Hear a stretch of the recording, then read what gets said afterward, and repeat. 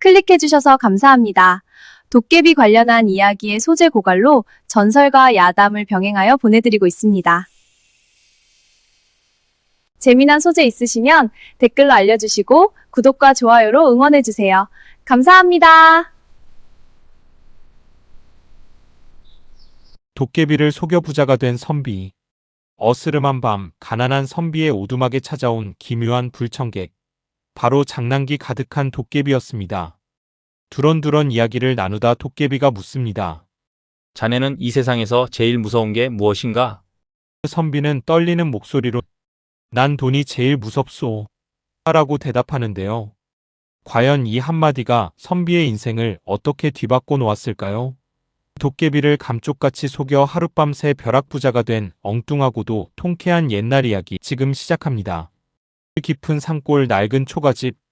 인적조차 드문 깊고 깊은 첩첩산 중 호랑이나 산짐승이 언제 튀어나와도 이상하지 않을 만큼 험준한 산골짜기 한가운데에는 언제 지어졌는지 그 연원을 알 길조차 없는 허름하고 낡은 초가집 한 채가 금방이라도 쓰러질 듯 위태로운 모습으로 서 있었습니다. 지붕을 덮은 이 초는 오랜 세월 비바람에 깎이고 씻겨나가 듬성듬성 속살을 드러내고 있었고 비가 오는 날이면 방 안으로 빗물이 뚝뚝 떨어져 방바닥에 물구덩이가 파이기 일쑤였습니다. 창문을 바른 문창호지는 이리저리 찢어지고 구멍이 뚫려 밤마다 매섭게 몰아치는 산바람이 거침없이 방 안으로 들이닥쳤습니다. 마당에는 잡초가 무성하게 자라나 사람의 발길이 끊긴 지 오래되었음을 짐작하게 했고 살인문은 한쪽 경첩이 떨어져 나가 바람이 불 때마다 끼익끼익 기괴한 소리를 내며 흔들렸습니다. 이 남루하고 처참한 몰골의 초가집에는 오직 세상의 이치를 깨우치겠다는 일념 하나로 평생을 꼿꼿하게 글 공부에만 매진해 온 가난한 선비가 홀로 살고 있었습니다. 선비의 방 안 풍경은 밖에서 보는 것보다 더욱 처참했습니다. 냉기가 감도는 싸늘한 방바닥에는 낡고해진 돗자리 하나가 덩그러니 깔려 있었고 벽에는 오래된 서책 몇 권이 위태롭게 쌓여 있었습니다. 선비의 곁에는 끄트머리가 다 닳아 몽당붓이 되어버린 붓 한 자루와 먹을 너무 많이 갈아이가 나가고 바닥이 푹 패인 벼루가 그의 고단한 삶을 대변하듯 놓여 있었습니다. 사흘에 한 끼를 먹는 둥 마는 둥 할 정도로 지독한 가난에 시달렸기에 선비의 몰골은 뼈만 앙상하게 남은 마른 장작과도 같았습니다. 광대뼈는 툭 붉어져 나왔고 낡은 도포 자락 안의 몸뚱이는 바람이라도 세게 불면 날아갈 듯 위태로워 보였습니다. 그러나 그 깡마른 얼굴에 박힌 두 눈빛만은 달랐습니다. 칠흑 같은 밤하늘에 홀로 빛나는 북극성처럼 선비의 눈동자는 형형한 안광을 뿜어내며 초롱초롱하게 빛나고 있었습니다. 배가 고파 내장이 뒤틀리는 고통이 찾아오면 마당 우물가로 나가 차가운 냉수한 사발을 단숨에 들이켜 허기를 달랬고 뼛속까지 스며드는 겨울의 한파가 몰아치면 얇은 이불 대신 두꺼운 서책을 끌어안고 몸을 웅크린 채 밤을 지새웠습니다. 그럼에도 불구하고 그는 결코 세상을 향해 원망의 화살을 돌리거나 자신의 빈천한 처지를 비관하며 한숨을 쉬지 않았습니다. 비록 나의 육신은 이 깊은 산골짜기에서 빈천함과 굶주림에 허덕이고 있으나 학문을 향한 나의 드높은 뜻과 맑은 정신마저 가난해질 수는 없는 법이다. 세파에 흔들리지 않고 묵묵히 성현의 가르침을 마음에 새기다 보면 언젠가 이 맑은 기운이 썩어빠진 세상을 환하게 밝히는 날이 반드시 올 것이다. 선비는 스스로의 마음을 다잡고 또 다잡으며 오늘 밤도 다 달아가는 희미한 호롱불 아래서 허리를 꼿꼿하게 편 채 낭낭한 목소리로 책장을 넘기고 있었습니다. 그날은 유독 달빛조차 구름에 완전히 가려져 한치 앞도 분간할 수 없는 칠흑같이 어두운 금은밤이었습니다. 산바람이 스산하게 불어와 찢어진 문풍지가 파르르 떨리며 귀신이 우는 듯한 소리를 내었고 멀리서 들려오던 부엉이 울음소리마저 뚝 끊겨온 산중에 기분 나쁜 정막만이 짙게 깔려 있었습니다. 상경이 훌쩍 넘어 산짐승들조차 깊은 잠에 빠져들었을 무렵 오직 선비의 책 읽는 소리만이 정막을 깨고 있던 그때였습니다. 갑자기 밖에서 묵직하고 거친 발소리가 들려오기 시작했습니다. 쿵, 쿵, 쿵. 그것은 결코 사람의 가벼운 발걸음이 아니었습니다. 이보시오, 주인장 안에 계시오? 살인문 밖에서 들려온 목소리는 굵고 탁하면서도 어딘가 동굴 속에서 울려 퍼지는 듯 묘하게 기이한 음색을 띠고 있었습니다. 이 깊고 험한 산 중에 그것도 인적이 완전히 끊긴 야심한 새벽녘에 누군가 찾아올리는 만무했습니다. 선비는 읽고 있던 책을 조용히 무릎 위에 내려놓고 숨을 죽인 채 귀를 기울였습니다. 흉악한 산도적 무리이거나 사람을 잡아먹는 굶주린 호랑이가 아닐까 하는 본능적인 두려움이 등줄기를 타고 서늘하게 스쳐 지나갔지만 선비는 이내 평정심을 되찾고 옷매무시를 단정히 한 뒤 천천히 자리에서 일어났습니다. 뉘신데 이토록 깊고 험한 밤에 남의 집 문을 두드리시오. 선비가 조심스레 다가가 방문을 열자 매서운 밤바람과 함께 퀴퀴한 흙냄새와 오래된 고목의 냄새가 훅 끼쳐왔습니다. 그리고 달빛조차 스며들지 않는 지독한 어둠 속 마당 한가운데에 거대한 바위산 같은 그림자 하나가 우뚝 서 있는 것이 보였습니다. 보통 사람의 2배는 좋게 되어 보이는 거대한 덩치, 산발을 한 채 아무렇게나 헝클어진 거친 머리카락, 그리고 얼굴에 반을 덮은 덥룩하고 뻣뻣한 수염까지. 무엇보다 선비의 시선을 사로잡은 것은 그 거대한 그림자의 얼굴에 박혀있는 2개의 부리부리한 눈이었습니다. 그 눈에서는 마치 도깨비불처럼 푸르스름하고 기괴한 안광이 번득이며 뿜어져 나오고 있었습니다. 허리춤에는 우락부락한 가시가 돋친 커다란 방망이를 차고 있는 그 모습은 아무리 보아도 이승의 사람이라고는 할 수 없었습니다. 그것은 기이한 이야기 속에나 등장하여 사람들을 홀리고 장난을 친다는 산중의 도깨비가 분명했습니다. 보통의 평범한 사람 같았으면 그 끔찍하고 거대한 위용을 마주하자마자 기절초풍하여 거품을 물고 쓰러지거나 살려달라 애원하며 뒤로 자빠졌을 터였습니다. 그러나 평생을 글공부로 단련하여 호연지기를 기르고 담력이 남달랐던 선비는 눈앞의 괴물을 보고도 눈 하나 깜짝하지 않았습니다. 오히려 헛기침을 애엠하고 한번 크게 내뱉고는 뒷짐을 진 채 태연자약한 목소리로 입을 열었습니다. 허허, 겉모습을 찬찬히 뜯어보아하니 사람의 형상은 아닌 듯한데 필시 이 산을 호령하는 도깨비이신가 보구려. 대체 무슨 사연이 있기에 이리 누추하고 볼품없는 곳에 어인일로 찾아오셨소? 도깨비는 선비의 너무나도 당당하고 기세등등한 태도에 오히려 자신이 흠칫 놀라며 뒷걸음질을 쳤습니다. 지금껏 수많은 인간들을 만나보았지만 자신의 그림자만 보아도 오줌을 지리며 도망가기 바빴지 이토록 평온하게 말을 건네는 인간은 처음이었기 때문입니다. 도깨비는 잠시 당황한 듯 커다란 눈을 끔뻑거리더니 이내 재미있다는 듯 배를 부여잡고 껄껄거리며 호탕하게 웃어 젖히기 시작했습니다. 하, 크아.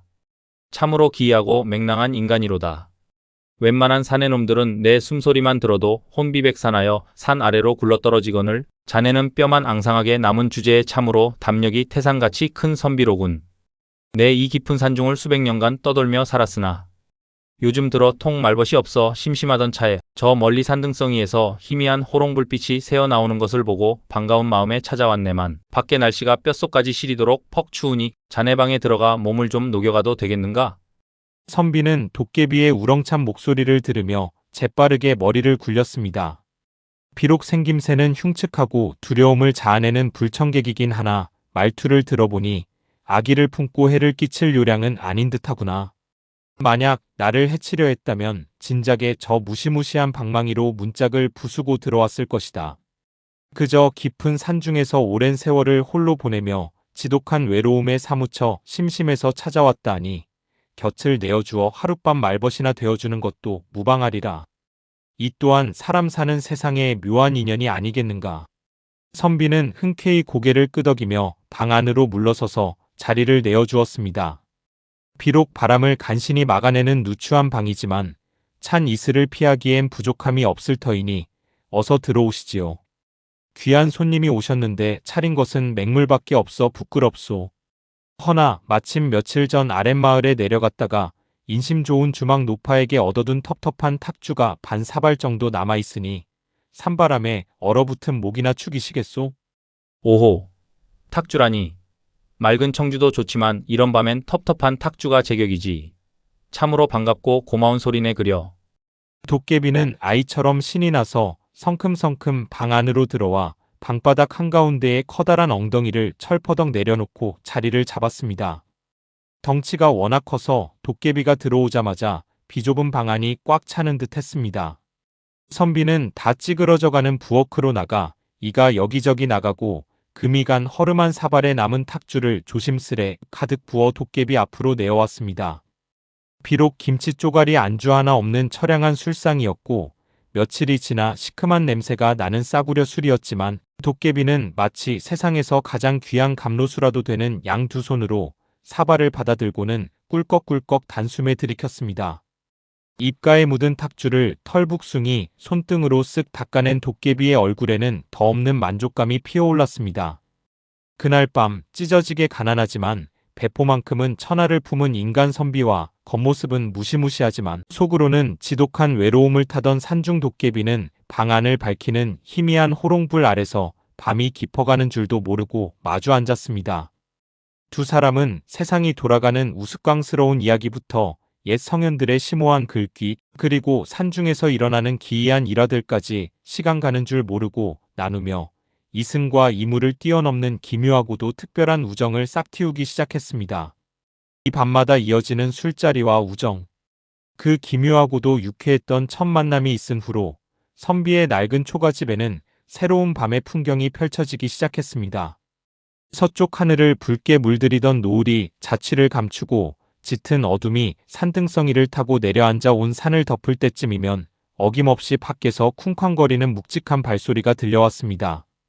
도깨비는 단 하루도 거르지 않고 해가 지면 선비의 집을 찾아왔습니다. 그런데 도깨비는 결코 빈손으로 오는 법이 없었습니다. 평생을 굶주림 속에서 물로 배를 채우며 살았던 가난한 선비를 가엾게 여겼는지 아니면 자신의 유일한 말벗에 대한 고마움의 표시였는지 도깨비는 매일 밤 진귀하고 먹음직스러운 음식들을 한가득 싸들고 나타났습니다. 어느 날은 숯불에 노릇노릇하게 구워내어 고소한 기름기가 좔좔 흐르고 김이 모락모락 피어오르는 멧돼지 다리 고기를 가져오기도 했고 또 어느 날은 깊은 산속 깎아지른 절벽에서만 자란다는 향긋하고 달콤한 산과일들을 한 바구니 가득 따오기도 했습니다. 가끔은 어디서 구했는지 알 수 없는 맑고 투명하며 꽃향기가 그윽하게 퍼지는 최고급 청주를 호리병째로 들고 와 선비의 눈을 휘둥그레지게 만들기도 했습니다. 덕분에 만년 굶주림에 시달리며 피골이 상접했던 선비는 밤마다 도깨비가 차려주는 성대한 진수성찬으로 포식을 하며 잃어버렸던 살집을 조금씩 되찾아갔고 창백했던 얼굴에는 붉은 혈색이 돌기 시작했습니다.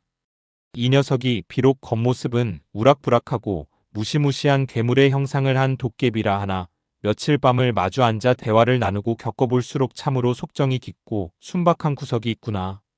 제 배를 골아가면서도 나를 위해 매일같이 이리 귀한 음식과 술을 가져다 주니 비록 종자는 다르나 나에게는 이제 둘도 없는 은인이요 속마음을 터놓을 수 있는 진정한 벗이로다.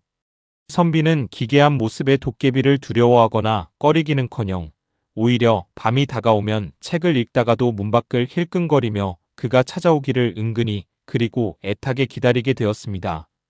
두 사람은 밤마다 마주 앉아 술잔을 부딪히며 호탕하게 웃었고 때로는 선비가 읊는 고상한 시조에 맞춰 도깨비가 커다란 손바닥으로 무릎을 치며 장단을 맞추기도 했습니다. 고독했던 선비의 밤은 어느새 도깨비와의 유쾌한 시간으로 가득 채워져 갔습니다. 그러던 어느 여름날 며칠째 쉬지 않고 장대비가 쏟아지던 비오는 밤이었습니다. 하늘에 구멍이라도 뚫린 듯 무섭게 퍼붓던 비는 밤이 깊어지자 조금 잦아들었지만 처마 끝에서는 여전히 굵은 빗방울이 투둑투둑 소리를 내며 마당의 무릉덩이로 떨어지고 있었습니다. 흙내음과 물비린내가 섞인 묘한 공기가 방 안을 맴도는 가운데 두 사람은 그날도 도깨비가 가져온 향긋한 청주를 안주 삼아 연거푸 술을 들이켜고 있었습니다. 술 기운이 거나하게 올랐는지 평소보다 말이 많아진 도깨비의 얼굴이 불그스름하게 달아올라 있었고 커다란 콧구멍에서는 씩씩거리는 숨소리가 새어나왔습니다. 갑자기 도깨비가 술잔을 바닥에 탁 내려놓더니 번쩍이는 커다란 두 눈을 반짝이며 선비 쪽으로 커다란 몸을 바짝 기울였습니다.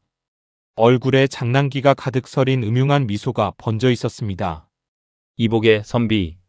우리가 이리 밤마다 마주 앉아 술을 나누고 허물없이 지내는 망역한 사이가 되었으니 오늘 밤에는 내 자네에게 꼭 하나 묻고 싶은 것이 있네만. 대답해 주겠는가? 선비는 도깨비의 심상치 않은 표정을 살피며 옅은 미소를 지은 채 대답했습니다. 허허, 우리가 사이에 숨길 것이 무엇이 있겠는가? 무엇이든 물어보시게. 내가 아는 것이요. 내 마음속에 있는 것이라면 한치의 숨김없이 모두 대답해 주겠네. 도깨비는 주위를 한번 쓱 둘러보더니 마치 대단한 비밀이라도 말하듯 굵은 목소리를 잔뜩 낮추어 은밀하게 속삭였습니다. 인간들은 제각기 두려워하는 것이 하나쯤은 꼭 있다고 들었네. 자네는 평생을 살면서 이 세상에서 제일 무서운 것이 무엇인가? 산에서 마주치는 굶주린 호랑이인가? 아니면 억울하게 죽어 떠도는 머리푼 처녀 귀신인가? 그것도 아니면 권력을 쥐고 백성들을 쥐어짜는 탐관오리나 높은 벼슬아치인가? 자네의 그 배포로 보아 무서운 것이 없을 듯도 하지만 참으로 궁금하여 묻는 것이네. 선비는 도깨비의 갑작스럽고 엉뚱한 질문에 속으로 흠칫 놀라며 생각에 잠겼습니다. 겉으로는 평온한 척 턱수염을 쓰다듬고 있었지만 선비의 명석한 두뇌는 이미 팽팽하게 돌아가고 있었습니다. 선비는 학문에만 밝은 것이 아니라 세상 이치에 통달할 만큼 영특하고 눈치가 백단인 사내였습니다. 가만 있자. 이 순박하지만 장난기가 심한 녀석이 갑자기, 그것도 이토록 은밀하게 내가 두려워하는 것을 콕 집어 캐묻는 이유가 대체 무엇이겠는가? 필시 나의 가장 큰 약점을 알아내어 다가오는 밤중에 그것을 방 안에 잔뜩 던져놓고 기절초풍하는 내 모습을 보며 짓궂은 장난을 치려는 속셈이 분명하로구나. 평소 아이처럼 장난치기를 좋아하고 짓궂은 녀석의 성정으로 보아 내 짐작이 100번 1000번 틀림없다. 만약 내가 여기서 귀신이 무섭다 하면 당장 내일 밤부터 기괴한 귀신 흉내를 내며 나를 괴롭힐 것이요. 징그러운 뱀이 무섭다 하면 온 산을 뒤져 독사들을 잡아다 내 방 안가득 풀어놓을 것이다. 호랑이가 무섭다 하면 어흥거리며 호랑이 가죽을 뒤집어 쓰고 나타나겠지. 그렇다면 옳지. 이 기회에 저 녀석의 장난기를 역이용하여 내 평생의 가난을 면할 방도를 마련해 보아야겠다.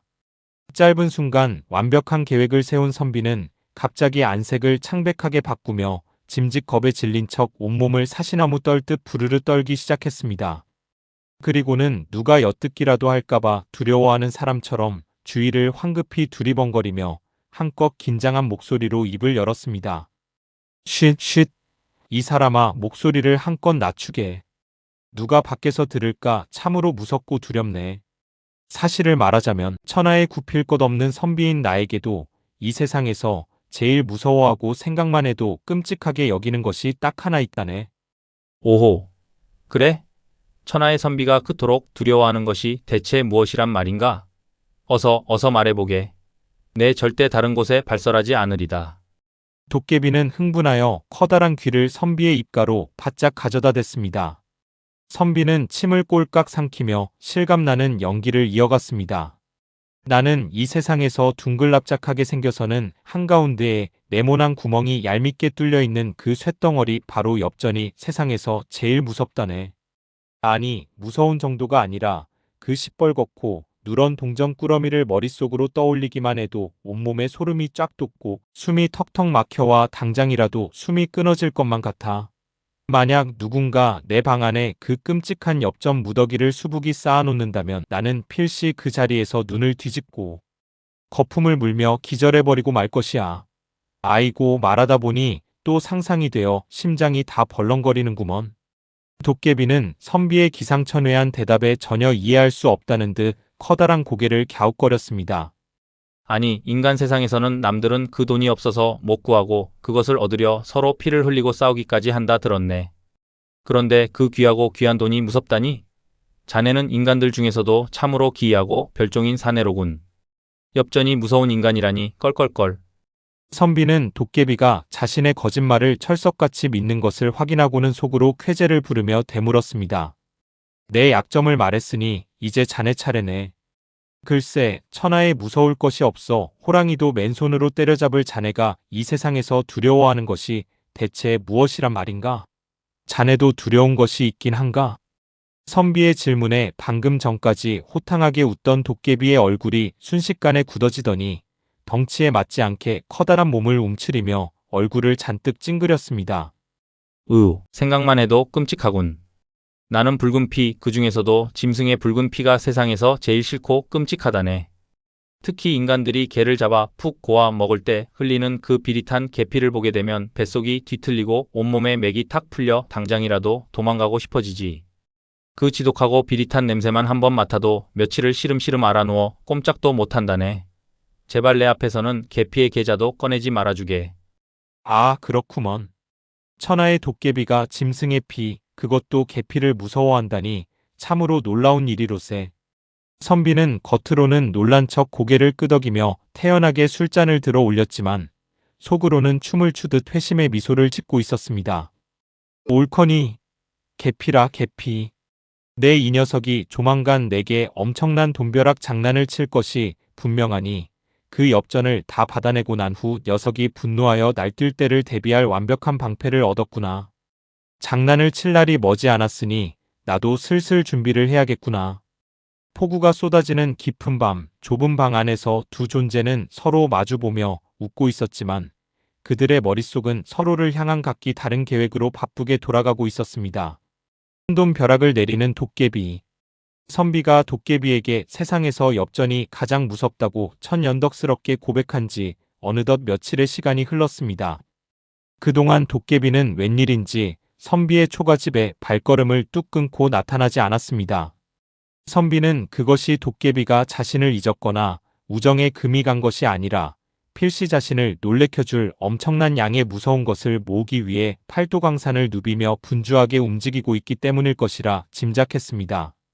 그리고 마침내 하늘에 뜬 달빛조차 두꺼운 먹구름에 가려져 별빛 하나 스며들지 않는 칠흑같이 어두운 금은밤이 찾아왔습니다. 방 안에서 홀로 꼿꼿이 앉아 책을 읽고 있던 선비는 산바람 소리 사이로 희미하게 섞여 들려오는 밖에 바스락거리는 수상한 기척을 예민하게 포착했습니다. 올 것이 왔구나.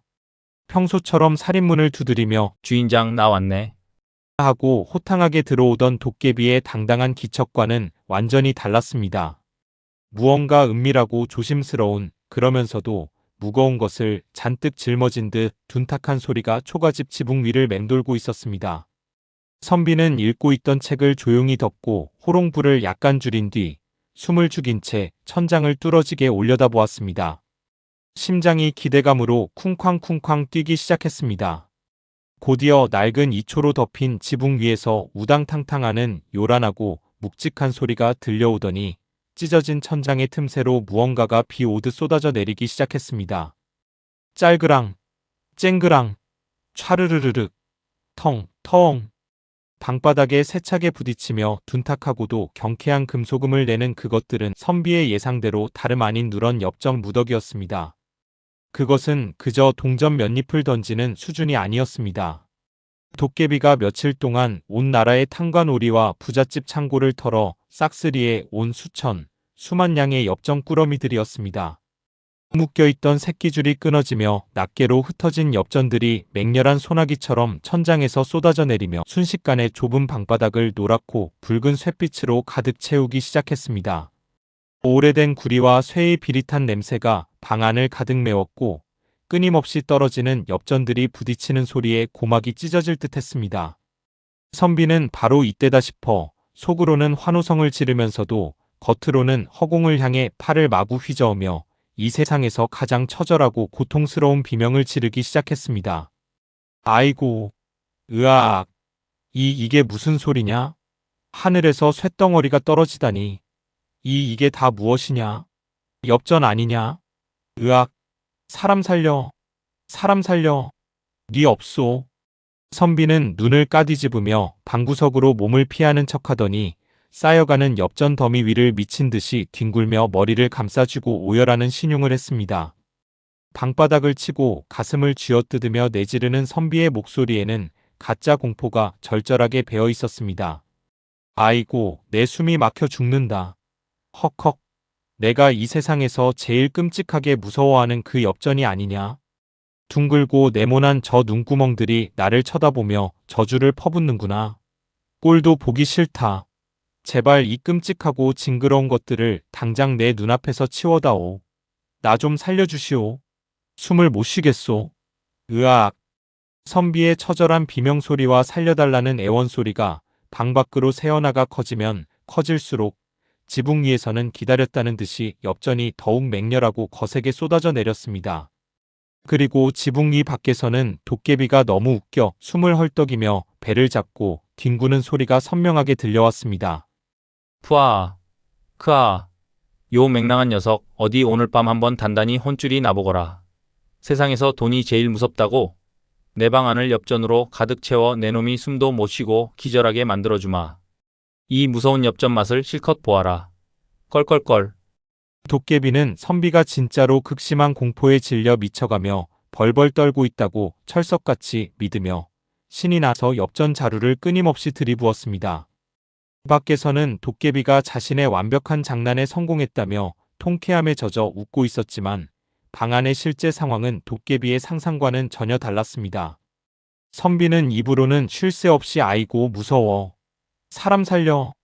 를 외치며 괴로운 척 비명을 지르고 있었지만 그의 손과 발은 그 어느 때보다 부지런하고 재빠르게 움직이고 있었습니다. 선비는 방 한구석에 숨겨두었던 빈 자루들을 꺼내어 비처럼 쏟아지는 엽전들을 미친 듯이 쓸어 담기 시작했습니다. 자루가 모자라면 잊고 있던 도포 자락을 풀어 헤치고 치마폭을 넓게 벌려 바닥에 구르는 엽전들을 한 움큼씩 쓸어 담았습니다. 엽전의 무게 때문에 손목이 시큰거리고 땀이 비 오듯 쏟아졌지만 선비의 얼굴에는 공포는커녕 세상을 다 가진 듯한 환한 웃음꽃이 활짝 피어 있었습니다. 터져나오는 웃음을 참느라 입술을 꽉 깨물어 피가 날 지경이었습니다. 옳지. 더 던져라. 조금만 더. 이 멍청하고 고마운 도깨비야, 더 쏟아부어라. 내 평생 만져보지도 구경하지도 못할 엄청난 재물이 제 발로 굴러들어오는구나. 아이고 무서워라. 엽전이 너무 무서워서 내 자루 속에 다 가두어 버려야겠구나. 하하. 선비의 신들린 듯한 완벽한 명연기에 깜빡 속아 넘어간 도깨비는 동이 터오며 하늘이 희끄무레하게 밝아올 무렵까지 밤새도록 엽전을 실어 날랐습니다. 이윽고 저 멀리 아랫마을에서 새벽을 알리는 수탉의 울음소리가 희미하게 들려오자 도깨비는 퉁퉁 부은 팔을 주무르며 장난을 멈추고 헐떡이는 거친 숨을 내쉬며 중얼거렸습니다. 후유 헉헉. 밤새 날랐더니 내 팔이 다 빠질 지경이로군. 이 정도 퍼부었으니 아무리 기가 센 선비놈이라도 평생 엽전이라면 치를 떨며 알아누웠겠지. 방 안이 온통 엽전으로 꽉 차서 옴짝달싹도 못할 것이다. 오늘은 이만 돌아가고 내일 밤에 다시 와서 저 녀석이 얼마나 혼비백산하여 반쯤 죽어 있는지 그 우스꽝스러운 꼴을 보며 놀려주어야겠다. 크아. 도깨비가 스스로의 장난에 매우 만족스러운 웃음을 남기고 쿵쾅거리며 산속 깊은 곳으로 사라진 후 짙은 구름이 걷히고 아침에 밝은 햇살이 초가집 창호지를 뚫고 들어왔습니다. 거친 숨을 몰아쉬며 바닥에 주저앉은 선비의 주위에는 방 안을 발 디딜 틈조차 없이 가득 채운 수많은 엽전 자루들과 미처 담지 못해 바닥에 흩어진 엽전 더미들이 아침 햇살을 받아 황금빛으로 찬란하게 번쩍이고 있었습니다. 평생을 가난에 허덕이며 책만 파고들던 산골의 가난한 선비가 순진한 도깨비의 짓궂은 장난과 자신의 뛰어난 기지 덕분에 하룻밤새 이 고을 전체에서 제일 가는 엄청난 벼락부자가 된 것입니다. 선비는 땀에 젖은 이마를 닦아내며 눈앞에 펼쳐진 금빛 산을 바라보고는 드디어 참았던 웃음을 시원하게 터뜨렸습니다. 하하. 하늘이 나를 도우셨구나. 하룻밤새 부자가 된 선비. 아침 이슬을 가득 머금은 맑고 투명한 햇살이 밤새 찢어진 창호지 틈새를 비집고 들어와 어두컴컴했던 방 안을 환하게 비추기 시작했습니다. 방바닥에 털썩 주저앉아 거친 숨을 몰아쉬던 선비의 눈앞에는 참으로 믿기 힘든, 아니 평생을 살며 꿈속에서조차 감히 상상해보지 못했던 경이로운 광경이 펼쳐져 있었습니다. 천장까지 닿을 듯 방 안을 가득 메운 수천 개의 엽전 꾸러미들이 아침 햇살을 받아 영롱하고 찬란한 황금빛을 뿜어내고 있었던 것입니다. 밤새 쏟아진 엽전들이 서로 부딪히며 내던 그 경쾌하고도 요란한 금소금의 여운이 아직도 귓가에 맴도는 듯 했습니다. 평생을 뼛속까지 시린 가난 속에 허덕이며 줄인 배를 찬물로 채워가며 오직 낡은 서책과 씨름하던 깡마른 선비의 좁은 방 안에 하룻밤새 나라의 큰 부자들도 평생 만져보지 못할 억만금의 재물이 그야말로 산더미처럼 쌓인 것입니다. 선비는 조심스럽게, 아주 조심스럽게 떨리는 손을 뻗어 바닥에 흩어진 차가운 엽전 무더기를 천천히 쓰다듬어 보았습니다. 손끝에 닿는 묵직하고 서늘하면서도 단단한 쇳덩어리의 감촉, 그리고 코끝을 스치는 오래된 구리의 비릿한 냄새가 지금 눈앞에 펼쳐진 이 엄청난 기적이 결코 허황된 꿈이나 헛것이 아님을 분명하게 증명해주고 있었습니다. 오호라, 하늘이 마침내 나를 굽어 살피시어 이 멍청하고도 순진무구한 산중 도깨비를 통해 내게 이토록 엄청난 복을 내리신 것이로구나. 내 평생 학문에만 뜻을 두고 재물을 탐한 적이 없으나 이토록 많은 돈이 제 발로 굴러들어올 줄 그 누가 알았겠는가. 도깨비가 심술을 부려 나를 괴롭히려던 장난이 도리어 내 인생을 송두리째 뒤바꿔 놓을 구명줄이 되었으니 참으로 세상일이란 새옹지마요 한치 앞을 알 수 없는 법이로다. 선비는 벅차오르는 가슴을 진정시키며 크게 심호흡을 했습니다. 기뻐하며 넋을 놓고 있을 시간조차 없었습니다. 어젯밤 엽전을 쏟아붓고 돌아가며 내일 밤에 다시 와서 기절한 자신의 꼴을 보겠다며 통쾌해하던 도깨비의 목소리가 생생했기 때문입니다. 해가 지고 어둠이 깔려 그 무시무시한 도깨비가 다시 이 초가집을 찾아오기 전까지 이 엄청난 양의 엽전들을 도깨비의 눈에 띄지 않게 완벽하고 안전하게 감추어야만 했습니다. 선비는 재빠르게 몸을 일으켜 부엌과 헛간으로 달려갔습니다. 먼지가 뽀얗게 쌓인 낡은 가마니와 구멍난 집작은 물론이고 쓸만한 자루란 자루는 모조리 끌어와 방 안으로 들이밀었습니다. 그리고는 소매를 걷어붙이고 구슬땀을 흘려가며 엽전들을 자루에 꾹꾹 눌러 담기 시작했습니다. 행여나 찰그랑거리는 엽전 소리가 새어나가 지나가는 산짐승이나 누군가의 귀에 들어갈까 노심초사하며 선비는 숨소리조차 죽인 채 조심스럽게 움직였습니다. 엽전이 가득 찬 자루는 성인 남성 2명이 들어도 벅찰 만큼 엄청난 무게였지만 평소 붓한 자루들 힘조차 없어 보이던 선비의 몸 어디에서 그런 괴력이 솟아나는지 그는 무거운 자루를 번쩍번쩍 들어 올렸습니다. 선비는 방바닥에 낡은 장판을 걷어내고 구들장 밑에 빈 공간에 엽전 자루를 차곡차곡 밀어 넣는가 하면 곡괭이를 들고 마당 한 구석 으슥한 곳으로 가 미친 듯이 깊은 구덩이를 파기 시작했습니다. 손바닥이 까져 붉은 피가 배어나오고 허리가 끊어질 듯한 극심한 고통이 몰려왔지만 흙을 파내고 엽전을 묻은 뒤 다시 감쪽같이 흙을 덮고 낙엽을 뿌려 위장하는 그의 얼굴에는 피곤한 기색은커녕 세상을 다 가진 듯한 환한 웃음꽃만이 가득 피어 있었습니다. 아침부터 시작된 고된 노동은 해가 중천을 지나 서쪽 산등성이로 뉘엿뉘엿 넘어갈 때까지 쉬지 않고 이어졌습니다. 어느덧 서산 너머로 해가 완전히 모습을 감추고 험준한 산골짜기에는 다시금 짙은 어둠과 함께 짐승들의 울음소리마저 얼어붙게 만드는 스산하고 차가운 밤바람이 불어오기 시작했습니다. 선비는 마지막 엽전 꾸러미까지 완벽하게 땅속에 묻어 숨긴 뒤 헝클어진 머리를 단정하게 빗어 넘기고 구겨진 도포 자락을 빳빳하게 펴며 평소와 다름없는 단정한 의관을 갖추었습니다. 방 안을 말끔히 치워 엽전이 떨어졌던 흔적을 모두 지워버린 그는 언제나처럼 방 한가운데에 반듯하게 앉아 희미한 호롱불 아래서 책을 펼쳐들었습니다. 낭낭한 목소리로 성현의 글귀를 읊조리며 겉으로는 세상 근심 하나 없는 듯 태연하게 글을 읽고 있었지만 사실 그의 온 신경과 감각은 문밖에 아주 작은 기척 하나라도 놓치지 않으려 곤두서 있었습니다. 이윽고 칠흑 같은 어둠이 짙게 깔린 자정 무렵 저 멀리 산등성이에서부터 나무들이 부러질 듯 흔들리는 소리와 함께 쿵쿵쿵 하는 거칠고 육중한 발소리가 땅을 울리며 다가오기 시작했습니다. 크아. 어젯밤 쏟아진 그 엄청난 엽전 소나기에 넛이 나가 혼비백산하였을 터. 세상에서 제일 무섭다는 엽전에 파묻혀서 거품을 물고 쓰러져 있겠지.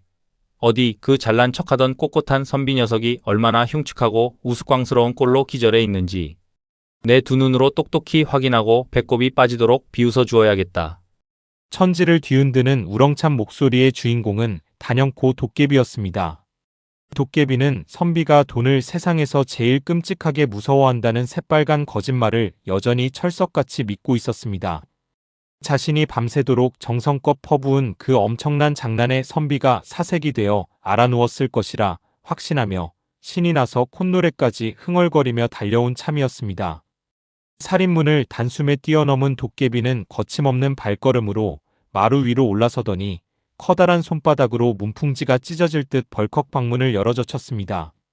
이복의 선비 녀석아, 내가 자네가 제일 좋아하는 선물을 잔뜩. 이게 어찌 된 영문이냐? 기대감에 부풀어 호탕하게 소리치며 방 안으로 들이닥친 도깨비는 눈앞에 펼쳐진 광경을 마주하고는 벼락이라도 맞은 듯 그 자리에 돌처럼 굳어버리고 말았습니다. 자신이 지난밤 뼈 빠지게 온 동네 부잣집 창고를 털어 지붕을 뚫고 쏟아부었던 그 수만 양의 엽전 무더기는 온데간데 없이 흔적조차 사라져 방 안이 텅 비어 있었습니다. 게다가 엽전에 파묻혀 기절해 있어야 마땅할 선비는 너무나도 멀쩡하고 평온한 얼굴로 꼿꼿하게 앉아 책을 읽고 있었기 때문입니다. 오히려 매일 밤 줄인 배를 움켜쥐고 창백했던 전날보다 얼굴에 윤기가 흐르고 생기가 돌아 여유마저 넘쳐 흘렀습니다. 선비는 방문을 부술듯이 열고 들어와 얼이 빠진 표정으로 서 있는 도깨비를 향해 빙글에 여유로운 미소를 지으며 짐짓 아무 일도 없었다는 듯 다정하게 인사를 건넸습니다. 어허, 도깨비 번님 아니신가? 이 야심한 밤중에 또 어인일로 일이 급하게 찾아오셨는가? 아, 참으로 고맙다는 인사를 먼저 전해야겠구먼.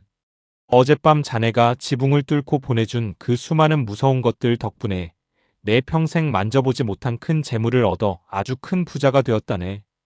엽전이 하도 많아 땅에 묻느라 하루 종일 허리가 끊어지는 줄 알았지 뭔가. 자네의 그 깊고도 넓은 은혜를 내 평생 어찌 다 갚아야 할지 모르겠구먼. 참으로 고맙네, 도깨비 번님.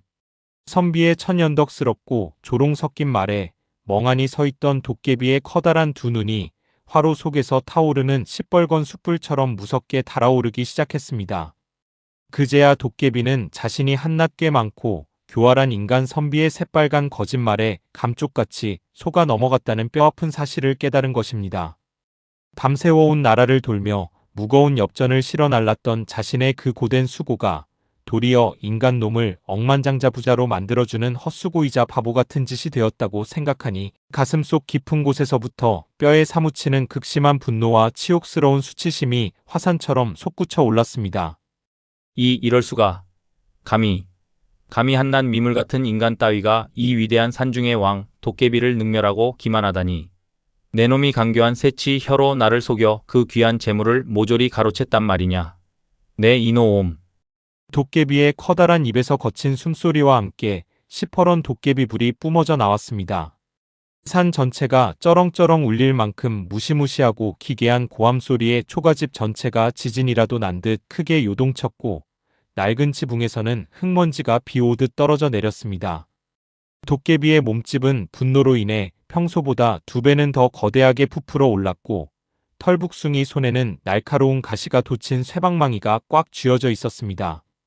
내 이놈. 찢어 죽여도 시원찮을 간악한 선비놈아. 감히 나를 농락하고 살아남을 줄 알았더냐.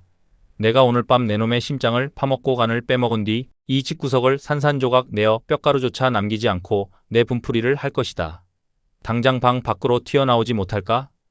당장이라도 쇠방망이를 휘둘러 방 안을 초토화시킬 듯한 도깨비의 살기 어린 분노 앞에서도 선비는 여전히 조금도 당황하거나 두려워하는 기색을 보이지 않았습니다.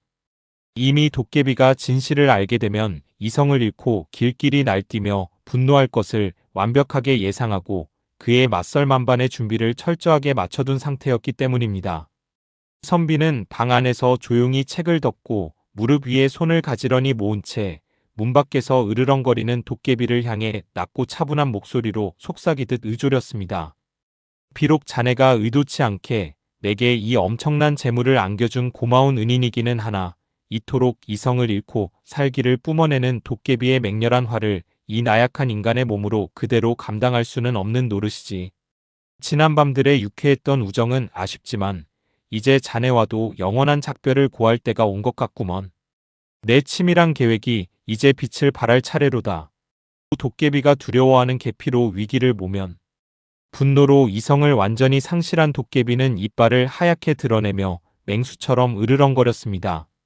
당장이라도 좁은 방 안으로 뛰어들어 거짓말쟁이 선비의 목덜미를 물어뜯고 사지를 갈기갈기 찢어 죽일 듯한 기세로 쿵쾅거리며 마루 위로 무거운 발을 한 발짝 내디뎠습니다.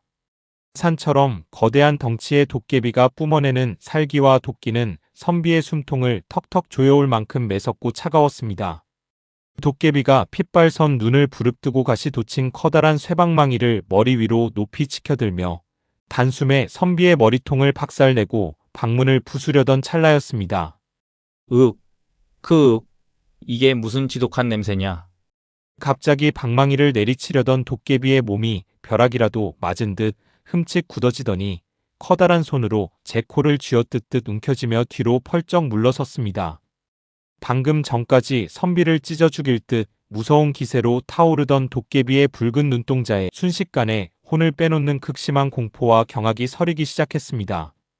도깨비의 시선이 닿은 곳, 선비의 낡은 초가집 문지방과 방문 창호지, 방을 둘러싼 외벽 심지어 마루 밑에 틈새까지 온통 붉고 끈적이는 정체불명의 액체가 덕지덕지 발라져 떡이 져 있었습니다. 그 붉은 액체에서는 코를 찌르는 비릿하고도 역겨운 냄새가 진동을 하며 도깨비의 숨통을 틀어막고 있었던 것입니다. 그 붉고 끈적이는 액체의 정체는 바로 비 오는 날 밤 도깨비가 선비에게 세상에서 제일 무섭고 끔찍하다고 털어놓았던 짐승의 피, 그 중에서도 가장 기운이 강하다는 계피였습니다. 선비는 낮의 엽전을 모두 땅속에 묻어 숨긴 뒤 도깨비가 반드시 복수하러 찾아올 것을 대비하여 지체 없이 아랫마을로 내려갔습니다. 그리고 마을 장터의 백정을 찾아가 후한값을 쳐주고 갓 잡은 개의 신선하고 붉은 피를 한가득 구해왔던 것입니다. 선비는 해가 지기 전 초가집 주변을 돌며 도깨비가 발을 디딜 만한 모든 곳에 솔가지를 이용해 계피를 빈틈없이 듬뿍 뿌리고 칠해두는 치밀함을 보였습니다. 아이고, 나 죽는다. 으악, 저 끔찍하고 징그러운 계피 냄새. 머리가 쪼개질 것 같구나. 왜? 천하를 호령하며 사람을 찢어 죽일 듯이 덤벼들던 천하무적 도깨비였지만 자신의 가장 치명적인 약점 앞에서는 어린아이보다 못한 신세로 전락하고 말았습니다.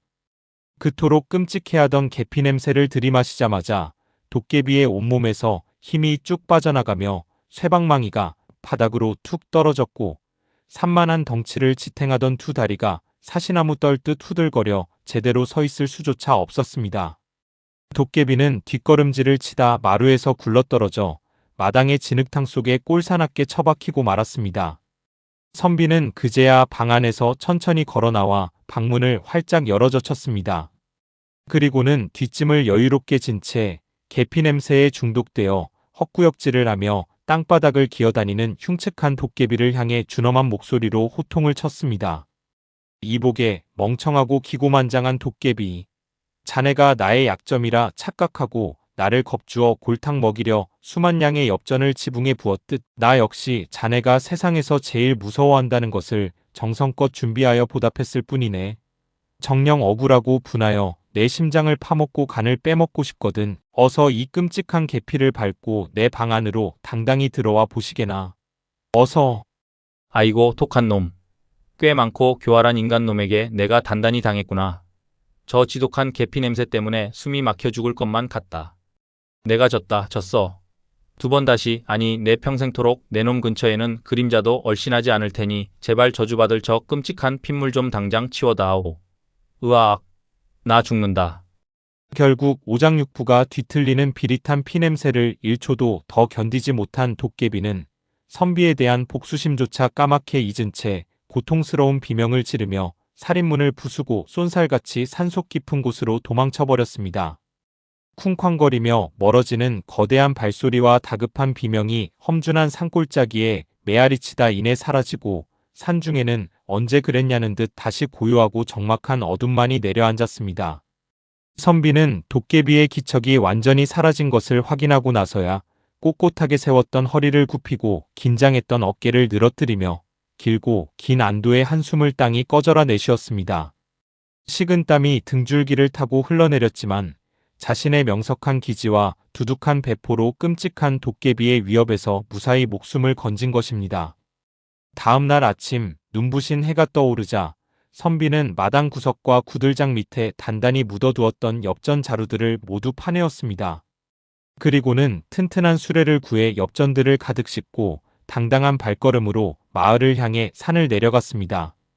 도깨비가 백성들의 고열을 짜낸 탕관 오리들과 악독한 부잣집 창고를 털어 훔쳐온 돈이었기에 원래 주인들에게 돌려줄까도 잠시 고민했지만 엽전에는 이름표가 없어 누구의 돈인지 출처를 정확히 알 길이 만무했습니다.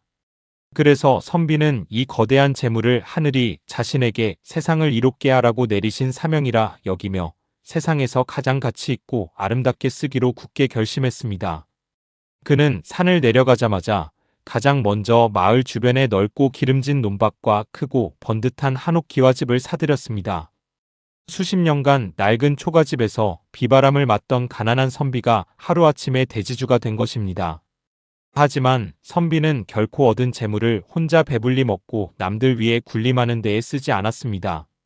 흉년이 들어 초금목 피로 간신히 연명하며 굶주리는 마을 백성들을 위해 매일같이 커다란 곳간 문을 활짝 열고 쌀과 잡곡을 아낌없이 나누어 주었고, 돈이 없어 병에 걸려도 약 한 첩 쓰지 못하고 죽어가는 가여운 이들을 위해 의원을 부르고 비싼 약값을 전부 대주었습니다. 백성들은 굶주림과 병마에서 벗어나게 해준 선비를 하늘이 내린 은인이라 부르며 눈물로 칭송했습니다. 또한 선비는 마을 한가운데에 가장 크고 훌륭한 목재를 써서 번듯한 서당을 크게 지었습니다. 가난하여 글을 배우고 싶어도 서당 근처조차 가지 못하는 천민과 평민의 아이들이 신분에 구애받지 않고 마음껏 학문에 정진할 수 있도록 한양에서 이름난 훌륭한 스승들을 거금을 주고 모셔와 아이들을 가르치게 했습니다. 마을 곳곳에서는 매일 아침 아이들이 낭낭한 목소리로 글을 읽는 소리가 끊이지 않았고, 굶주림에 허덕이던 마을은 어느새 웃음꽃이 피어나는 풍요로운 고을로 변모했습니다. 평생을 춥고 배고픈 초가집에서 홀로 웅크려 책만 읽던 가난한 산골 선비는 도깨비를 감쪽같이 속여 얻은 어마어마한 횡재를 혼자만의 사사로운 욕심으로 채우지 않고 가난한 이웃을 위해 베푸는 어진 덕과 나눔의 미학을 몸소 실천했습니다. 훗날 마을 사람들과 후대 사람들은 그를 가리켜 무시무시한 도깨비의 장난마저 탄복시키고 세상을 이롭게 한 진정으로 지혜롭고 의로운 선비라 입을 모아 칭송하였습니다. 큰 부자가 된 선비는 화려한 비단옷 대신 예전처럼 수수한 도포를 입은 채 마을 사람들의 존경과 열렬한 사랑을 한몸에 받으며 평생토록 남을 돕고 후학을 양성하며 글을 읽는 평안하고 참으로 복된 여생을 보냈답니다. 인간의 욕심은 끝이 없고 재물 앞에서는 형제도 몰라본다지만 선비의 지혜로운 선택은 그 어떤 황금보다 더 찬란하게 빛나며 오래도록 사람들의 가슴 속에 훈훈한 전설로 남게 되었습니다. 도깨비의 짓궂은 장난을 번뜩이는 기지로 받아쳐 벼락부자가 된 선비의 이야기, 재미있게 들으셨나요? 자신이 얻은 큰 행운을 혼자 독차지하지 않고 가난한 이웃과 함께 나눈 선비의 따뜻한 마음씨가 깊은 여운을 남깁니다. 진정한 부자는 재물이 많은 자가 아니라 나눌 줄 아는 자라는 옛말이 떠오르네요. 오늘 이야기가 즐거우셨다면 구독과 좋아요, 알림 설정 부탁드리며 다음에도 더 흥미롭고 재미있는 옛날 이야기로 찾아오겠습니다. 편안한 밤 되세요.